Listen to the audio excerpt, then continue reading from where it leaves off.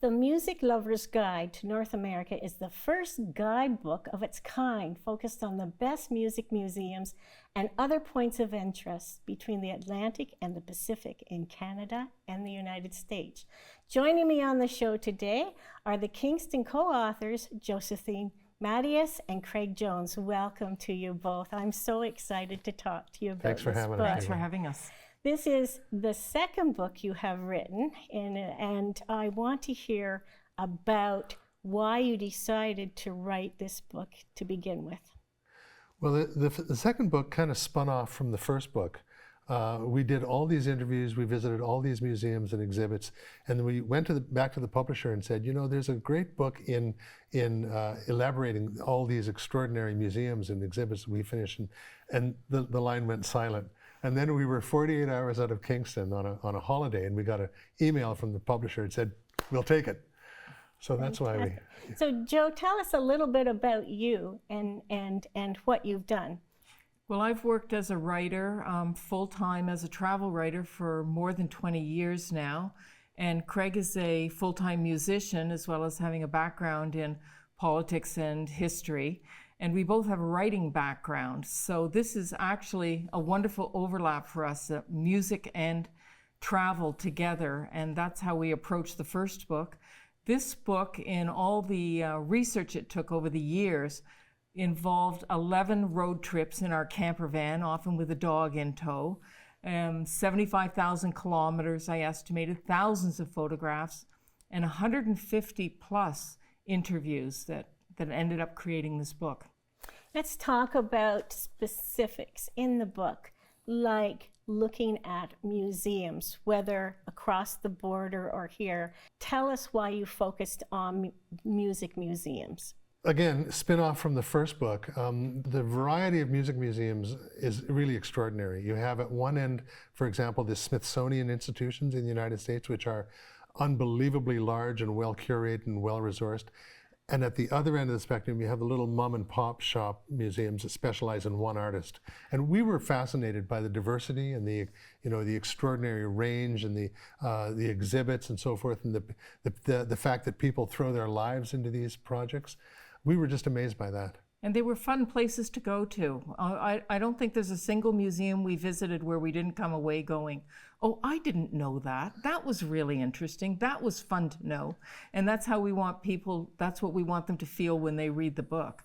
And the book just doesn't include just museums. It's got quite an expansive section that looks at the different genres of music, the instruments involved with them, the history behind them, how they cross-pollinated. For example, so much comes from the blues, which comes basically from the Southern plantation slavery era in the United States. And the blues, you know, birthed rock and roll, jazz, R&B, gospel, Motown. Infiltrated itself into everything. It's so important to see that and read that in the book, because people go, where did that music come from? And how did we develop it now? How come we're listening to it and where the roots were? So let's go back to the museums, and you're talking about those mom and pop museums.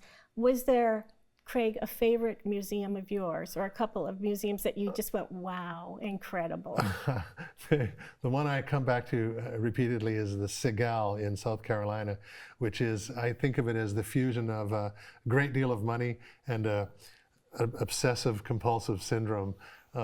This guy has collected a tremendous amount of instruments from all over the world, brought them together in a reconditioned Coke bottling plant, went out and hired a world-class curator, spent a fortune bringing the museum up to, and he's got a harpsichord that Mozart played on and a piano that Chopin played on, and it's like the room is just stuffed with these exotic instruments from all over the world. And it's not like, you don't touch these instruments. He wants people to come in and actually play them.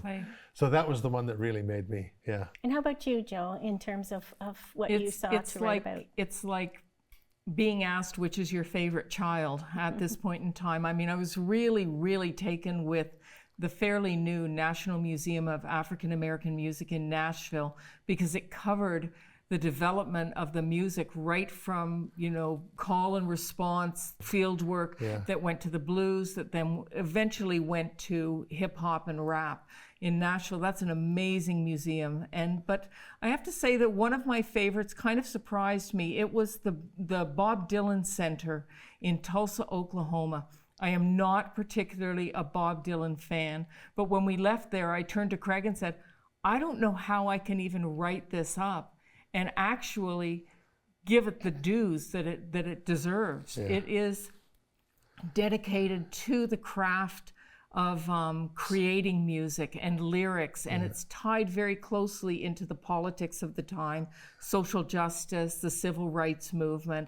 It really is about the music and the era, and it's right next door to the Woody Guthrie Center in Tulsa, Oklahoma, which is why Bob Dylan, who adored Woody Guthrie, put it there. And that's a whole other great, the two museums side by side are amazing. So this book, in fact, made all of those connections, so just why I think it's an encyclopedia of music. It is a bit, yeah. Let's add just a few more minutes to what you did during your travels, and you talk about driving trips as well as walking trips in terms of music. Can you speak a wee bit about that? Well, Hibbing, Minnesota, just to go back to Dylan again, even if you don't particularly care for Dylan, he's a huge influence on popular music. And Hibbing, Minnesota has set up a walking tour of his childhood. So you can go to his high school, and they have an exhibit outside with lyrics from his songs, on the occasion of his winning of the Nobel Prize for Literature. You can go to his family home. You can go, to the music stores and, the coffee shops that he hung out in. Where he used to bowl. Yeah, he was that's right. Big bowler, apparently. Yeah. And then there's, in terms of driving tours, there's so many of them in Canada and in the U.S., but the one we really were taken with is called the Crooked Road Music Trail that runs through Virginia, through Appalachia. There are all sorts of spots to stop, people to meet with, dances to go to, instrument makers, and it really gives you an insight into how this music was developed in this kind of community. Right from the Carter family fold to the original spot where the Carter family started, to little instrument shops or Friday night dances in Floyd, Virginia. They're all on the Crooked Road Music Trail. Do you have any book signings coming up, anything happening in the Kingston area? We've got a couple of great events in the Kingston area coming up. On October 29th, we're doing a slideshow and a talk at 6 p.m. at Cook's Portsmouth United Church on Norman Rogers. It's free, there's no charge. You can come and we'll chat with everybody, show you some slides. Then on November 27th, we're doing a book launch and signing down at Novel Idea on Princess Street at Bagot in Kingston. And where else can you get the book if you can't make it to those? You can order the book through any bookstore. Novel Idea has them in stock, Indigo, Kohl's, and online at all your usual spots from Amazon to Books A Million or anywhere. Everybody buy the book and take it with you on your travel or sit at home and read it. It's What a very great good idea. book. Thank you very much for joining me today, Craig and Joe. Thanks for having us. Thanks for Ava. having us. You're welcome.